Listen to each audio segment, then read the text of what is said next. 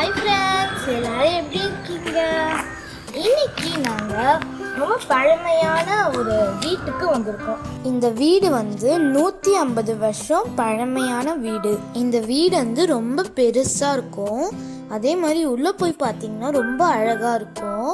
இது ரொம்ப பழசாகி உடஞ்சி போனதால் மூடி வச்சுட்டாங்க. இந்த இடத்துல தான் கார்னிவல்லாம் நடக்கும். கார்னிவல் நடக்கும் போது எங்களுக்கு ரொம்ப ஹாப்பியாக இருக்கும். ஏன்னா ரொம்ப தூரம் இருக்க ஃப்ரெண்ட்ஸ்லாம் இது கார்னிவல் ஜாலியாக செலிப்ரேட் பண்ணுவாங்க.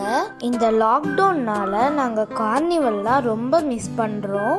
நெக்ஸ்ட் இயர் கார்னிவல் நடந்ததுன்னா நீங்கள் வாங்க எங்கள் அம்மா இன்னைக்கு என்ன செய்கிறாங்க பார்க்கலாம். நம்ம ஸ்டவ் பற்ற வச்சு இந்த மாதிரி பாத்திரத்தை வச்சுக்கலாம். 1/2 லிட்டர் பால் ஊற்றிக்கோங்க. பால் நல்லா கொதிக்கட்டும். பால் கொதிச்சுட்டே இருக்கட்டும். நம்ம அதுக்கடுத்து சேமியாவை வேக வச்சுக்கலாம். அதுக்கு கொஞ்சம் தண்ணி வச்சுருக்கேன் பாத்திரத்தில். தண்ணி நல்லா கொதிச்சிருச்சு. இப்போ நம்ம சேமியாவை போட்டுக்கலாம்.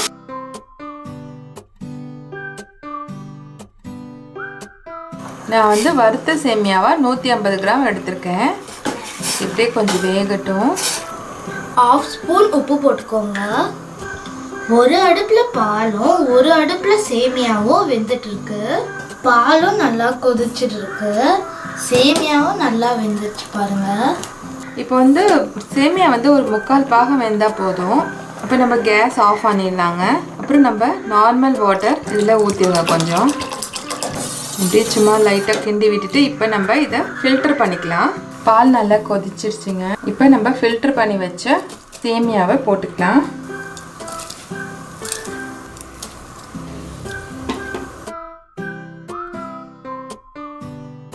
இந்த மாதிரி பாயசம் பண்ணிங்கன்னா நல்லா திக்காகவும் நல்லா சூப்பராக இருக்கும்.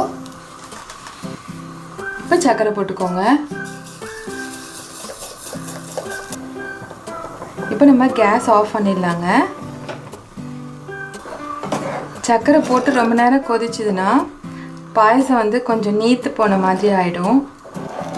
சூடுலே இந்த சர்க்கரைலாம் நல்லா கரைஞ்சிரும். நம்ம சேமியாவை வடிகட்டி போட்டதால் அந்தளவுக்கு கொழப்பு தன்மை இல்லாமல் நல்லாயிருக்கும். நம்ம இப்போ கொஞ்சம் முந்திரியெல்லாம் ஃப்ரை பண்ணி எடுத்துக்கலாங்க. அப்புறம் நம்ம முந்திரியை போட்டுக்கலாம்.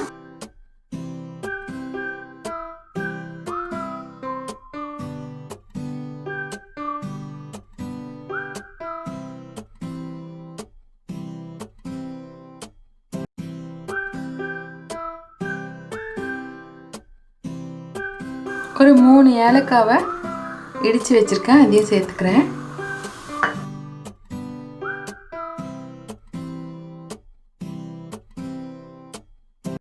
அவ்வளவுதான், நம்மளோட சேமியா பால் பாயாசம் ரெடி ஆயிடுச்சு.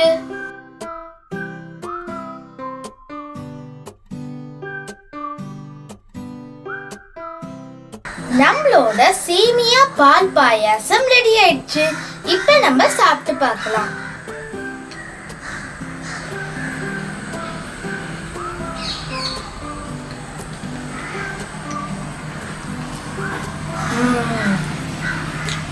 நல்லா இருக்கு. இந்த சேமியா நம்ம தண்ணியெல்லாம் வடிகட்டுறதுனால இது அவ்வளோ குழன்னு இல்லை.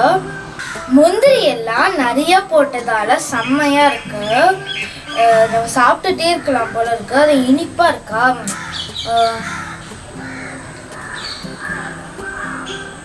இது நீங்க சாயந்தரத்துல ஒரு ஸ்நாக்ஸ் மாதிரி கூட சாப்பிடலாம். இந்த வீடியோ உங்களுக்கு ரொம்ப பிடிச்சிருந்ததுன்னா தேங்க்யூ ஃபார் வாட்சிங். Like and subscribe. Bye bye.